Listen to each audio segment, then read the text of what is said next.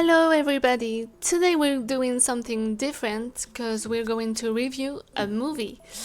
I've recently watched Superman and I wanted to talk about it because I'm a huge fan of Snyder's work.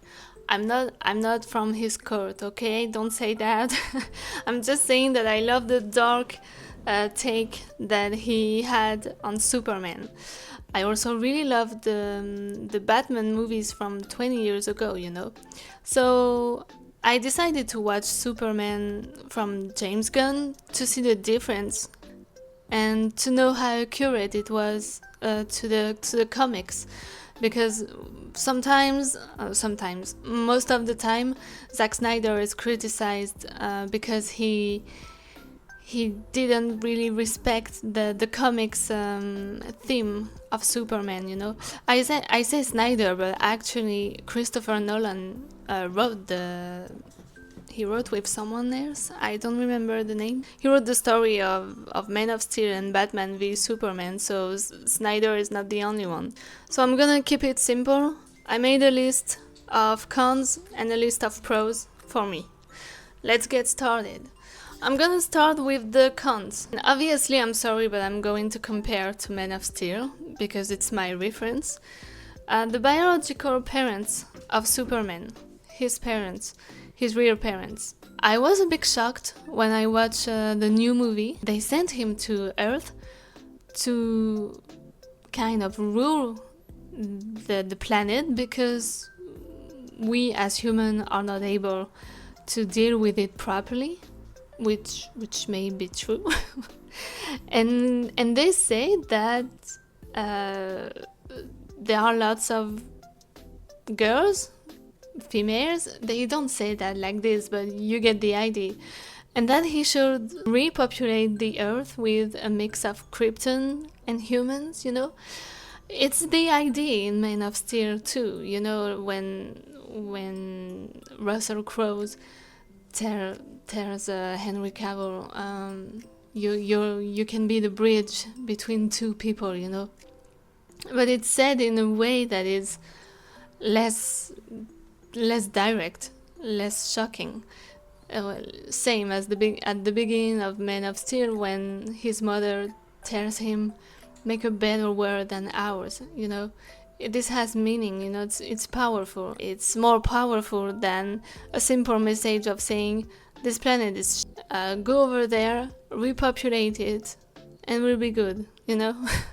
So that shocked me a little.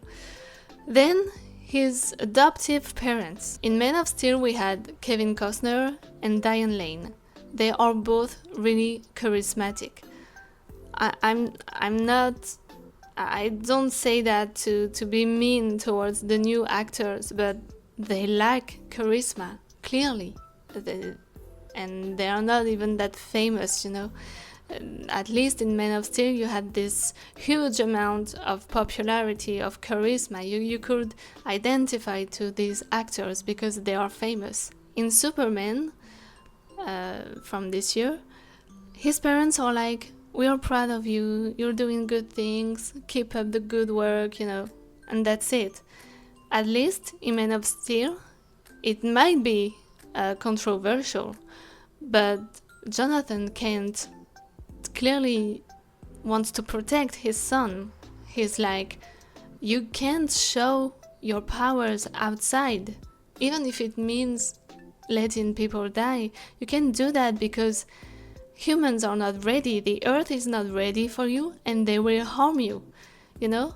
His father tells him that. His father basically wants to protect him, actually, and that's why he let himself die in this tornado later, you know.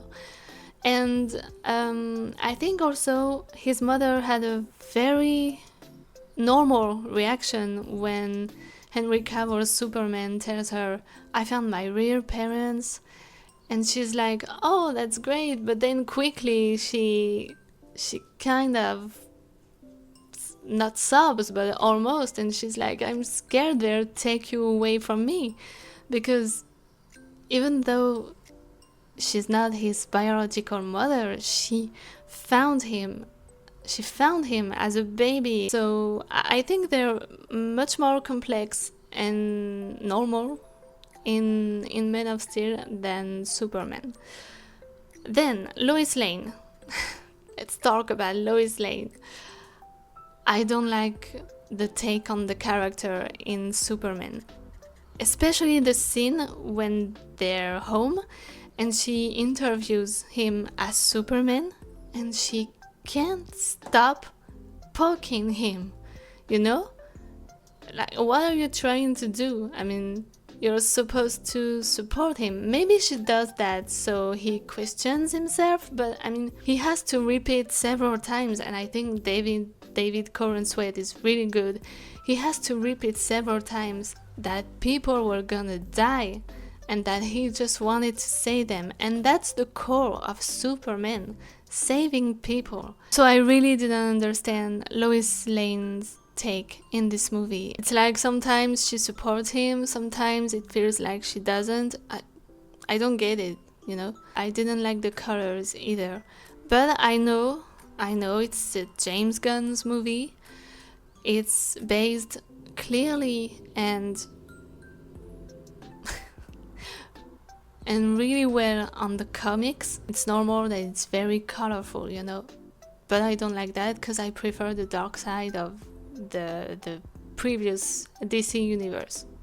That's it. Then one last con that I didn't understand. They show in the movie, they insist on that, they put it down our throats.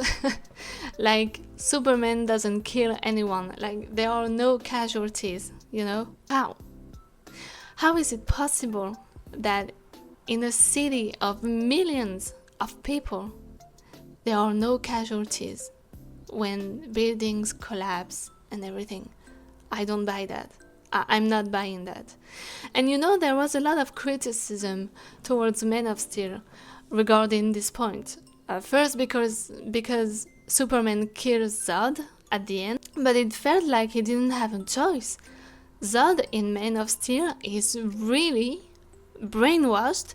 He's clearly a military, and he just wants to protect his people, to protect Krypton, and to just find again what he had before before Krypton collapsed. We can't really argue with that. I mean, maybe we'd do the same, you know?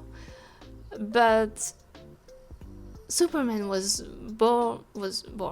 raised on Earth, and he wants to protect both. He wants to protect Krypton, he wants to protect humans. Like his father told him, he could be the bridge between two people. I think he didn't have a choice but to kill Zod, because he would have never stopped, you know? He would have never stopped. He killed Jor-El. You can't forget that. He killed his father. He killed one of his own. He was ready to kill Superman too. When he asked, does Kal-El need to be alive for the codex to be extracted? He clearly doesn't care. He has no limits when it comes to protecting Krypton's legacy. So yes, in Man of Steel, Superman kills some people, or at least some people are killed because of his choices and actions, but you can't forget what I said earlier, and that he is alone. He's all alone in this fight. He doesn't have Green Lantern or Mr. Terrific with him. He's alone. He just has some humans helping him. It's not enough, you know? When he's trying to stop the World Engine in the Indian Ocean, he can't be in Metropolis helping people. He can't. So I honestly don't believe that there are no casualties in Superman from James Gunn, and I understand why there were many casualties in Man of Steel, you know. I'm done with the cons. I'm doing the pros. It was a bit long, sorry. The pros. David Corenswet. Honestly, I didn't expect him to be this good. My bad. I take it all out. He's really great. He's a great Superman in this movie. He wouldn't be great in Man of Steel, such as Henry Cavill wouldn't be good in Superman from James Gunn, you know? In the end, it's a good thing he was pushed aside, because it wouldn't have fit. But yeah, David is really good, and I think sometimes he took inspiration from Henry Cavill's Superman, because there were some scenes where I was like, okay, that's Henry Cavill's Superman, you know, the way he reacts, the way his face looked and everything. So he's really great. I would watch a sequel just for him. Honestly, yeah. I also really love the Crypto dog. He's called Crypto, I guess. When I watched the trailer, I was like, what the hell? A dog? Really? But actually, it's part of the story. I learned about it after. And I love him. He really helps Superman. I really love him. Oh, by the way, I forgot something about Lois Lane. Another scene that shocked me is when Superman tells her that he wants to find the dog, and she's like, it's just a dog. I mean, no. First, you don't say that to your partner, because he loves the dog, obviously. So show a little bit of empathy and just don't say it's just a dog. And secondly, it's just not a dog. It's a super powered dog that can help him, that can help save people too. What the hell is wrong with her? When I saw this scene, I was like, what the hell? She's so nasty, you know? Anyway, let's go back to the pros. So I said David, the dog, Nicola Holt as Lex Luthor. He's great. I mean, I already knew he was a great actor because I've seen many movies with him before. But he's a really great Lex Luthor. Really great casting as well. So it's like, it's like Superman. They have, when they're together in a scene, David and him, it's perfect. It's really, you believe it, you know. I love the scene when Superman's looking for his dog and he burst open the door from Lex's office and he's like, where is the dog? I love this scene. I really love it. So Lex Luthor, perfect villain. And the last thing I really loved was the character of Mr. Terrific. And it's the same as Lex and Superman. I love the actor. He was in House MD, I think, and I know him from there.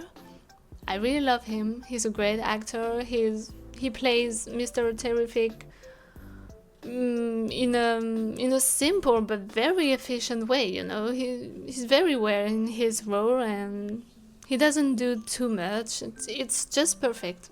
It's perfect. So, to resume, I will always prefer the dark side of Nolan's and Snyder's universe. The Dark Knight, The Dark Knight Rises, Man of Steel, Batman v Superman, Justice League too, but Snyder cut, because the Joss Whedon's cut just doesn't do it for me, for obvious reasons. So I will always prefer Henry Cavill and Snyder's directing of the movies. Even though I know there are some mistakes and some things that don't respect the true origin of Superman. I know that, I'm aware of that. But actually I was a little bit surprised by this movie. I don't hate it, but I think it's only because of David. It's only because of David Corenswet that I don't hate this movie, that I don't dislike it.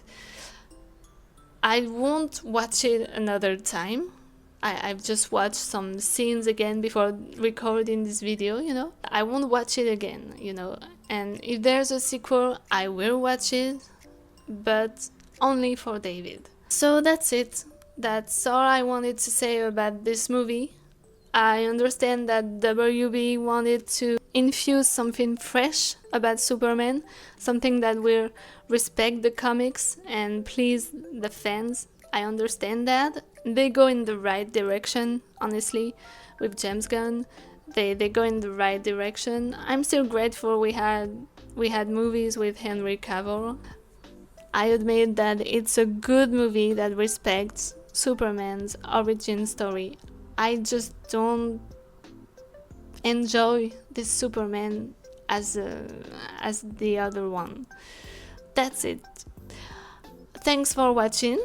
Don't hesitate to tell me what you think in the comments, and I'll see you later for another video. Bye!